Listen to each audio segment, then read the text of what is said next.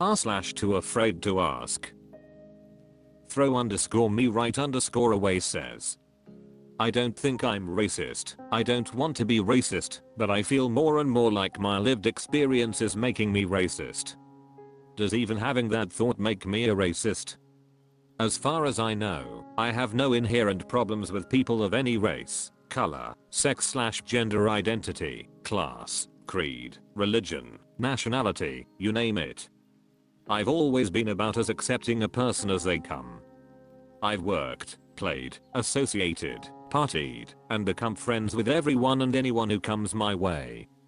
Again, as far as I know, I'm pro-immigration. My country was founded by immigrants, for immigrants, certainly not for the indigenous population, and without a constant influx of people our population would be in decline. Personally, I would give the caveat that I would like there to be more integration with the local culture. I'm not saying abandon your home culture and become one of us, more add to the melting pot, but don't drastically change the flavor. Because I truly don't want to point any fingers. Let's say I live in a historically predominantly X-race area that over the last few decades has seen a significant increase in its Y and, to a lesser extent, Z demographics. In theory, I enjoy white culture. Good food, interesting music, I don't put it on, but I like it. When it comes on, great festivals, beautiful clothes. And to be honest, I don't know much at all about Z culture outside of the historical oppression. In practice, if I've got an issue with someone, see someone acting out of line, being dangerous, or breaking the law, 99 out of 100 they're Y or Z. Someone's dangerously speeding, ignoring stop signs, running red lights, weaving in and out of traffic without signaling, using the carpool lane alone, using their phone while driving. I always look at the driver and they are wildly disproportionately Y. Someone's setting off fireworks in the local park or tagging the playground equipment. It's a group of Y and Z kids. I still live in a fairly X area. I see lots of X kids on their way to and from school. I would assume they would be around for the troublemaking, but for the most part no. Maybe one or two amongst some of the larger groups. My partner was out grocery shopping and was harassed, verbally abused, and prevented from entering the car by a small group of Y men. I was getting food one night, and as I walk in, there's a youngish Z man standing inside the restaurant. While I was waiting for my food, he walked outside and started tearing a bike rack out of the ground, rocking it back and forth, loosening the bricks around it, then took it and walked to a group of his, also Z, friends, none of whom seemed at all fazed by the bike rack he was carrying. All of our local fast food establishments are understaffed by Y immigrants. Again, understaffing aside, frick, corporate, I don't think I find anything inherently wrong with this. The business would likely shut down without immigrant labor, but when the service quality drops to the point of constantly and consistently making mistakes on basic menu items and the only noticeable difference behind the counter is the color of the skin of the employee. Like with every other example, my semi-uplifted monkey brain sees a pattern and automatically picks up on it. And I'm not talking about screwing up my ultra custom triple double extra foam vanilla soy chai latte macchiato supreme. Hold the foam. I mean consistently forgetting things like the lettuce and tomato or egg and a bacon, egg, lettuce, and tomato sandwich. Getting something like the amount of cream, milk, or sugar in my coffee/tea orders wrong after I've been sure to be abundantly clear, at a fast food cafe. Basic stuff. It's not even like this is a comprehensive list, I'm just tired of typing. But that's where I start to feel like a racist. And then I feel like even asking questions isn't okay, because pointing out my observations would be racist. I get caught in a spiral of not wanting to be a racist, but feeling like my lived experiences are making me racist, then feeling worse, because that thought by itself seems horrifyingly racist.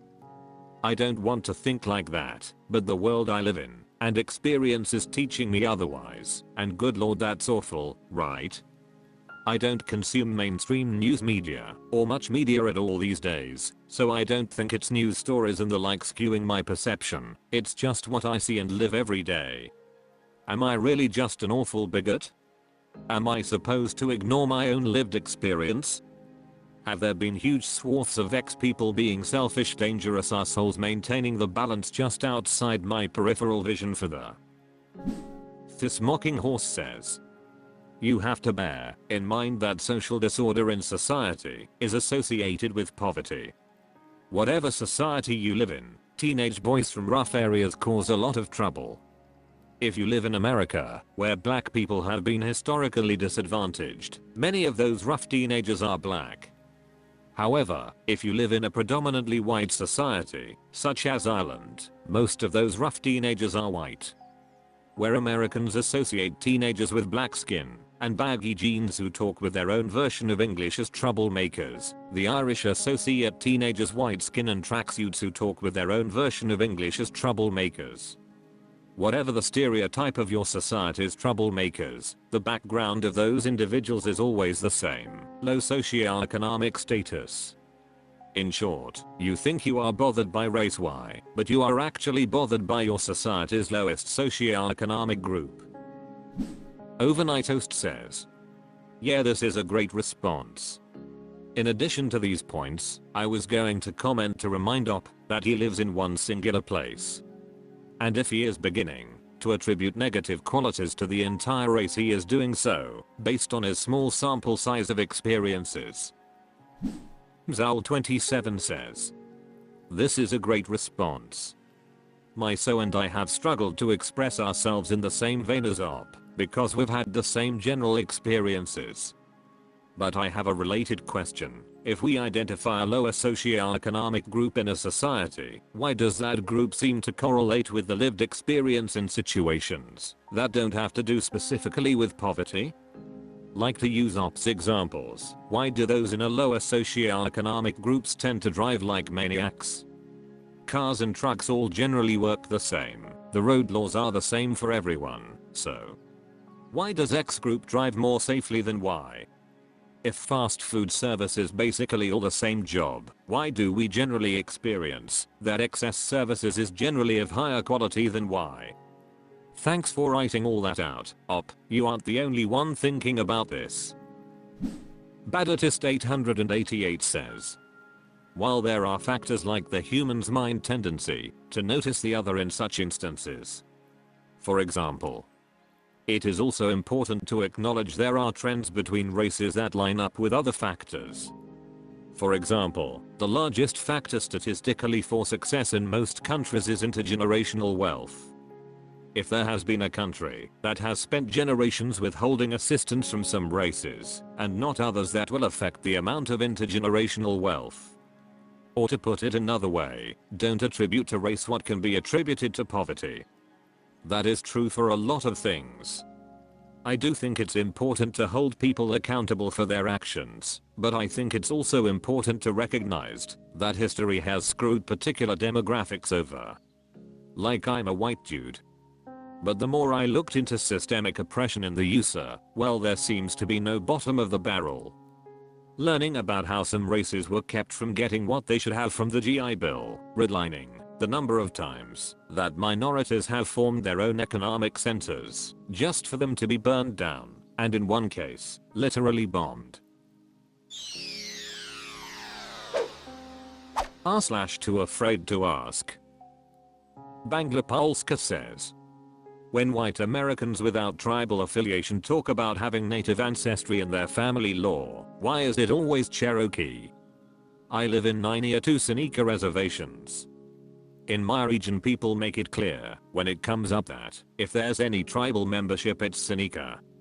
Yet we have our fair share of people who have undocumented family legends of Cherokee heritage, and it seems that no matter where in America people are claiming native ancestry, it always goes back to Cherokee. Ballerina_Warnabe says, the Cherokee were more Europeanized early on. They hoped it would protect their tribe to move into European-styled towns and convert to Christianity. Unfortunately, it wasn't enough to protect them from getting forcibly removed when white farmers wanted their land. However, they did have a lot more direct interaction with white settlers than some other tribes did, which raised awareness of their existence in white American culture. Maracabo98 says, reading this reminds me of a line from a book I read once. It went something like this: Zulus went to war with the white man. Xhosa tried playing chess. In the end, both lost. Tiandkakis2 says, Southern Appalachian white settler populations heavily intermingled with Cherokee in their area prior to forced relocation. The degree to which this actually happened is highly debated, but the Southern US was one of the first regions colonized by Europeans, and wasn't as heavily industrialized as the Northeast even when forced relocations came about, so it was easier to miss lingering or isolated communities. B. Complex historical and cultural factors have led to the Cherokee falling into a nostalgia paradox for the Southern US, identical to the old Roman/Italian paradox that permeated, and still permeates, much of the modern West. Roman/Cherokee represent a lost, noble cultural ideal that confers legitimacy and prestige to those who claim it, even if those claims are tenuous or inconsistent with surviving members of that culture, while Italian/Native Americans are considered trashy and culturally decadent compared to the former, and thus treated poorly relative to their esteemed ancestors. There was a good article that came out around 2016 when Elizabeth Warren was running for presidency that discussed the unique factors leading to the lionization of the Cherokee in the Southern US. Thesope Macus wife says, so I heard that it's a common myth that Americans used to say that they were a bit more American than someone else in scenarios like arguments. I'm an American, well, I'm even more American. In fact, I'm so American, my great-great-grandmother was a Cherokee princess. So you're still white, but the one drop of native makes you more tied to the land, and then the myth gets passed along.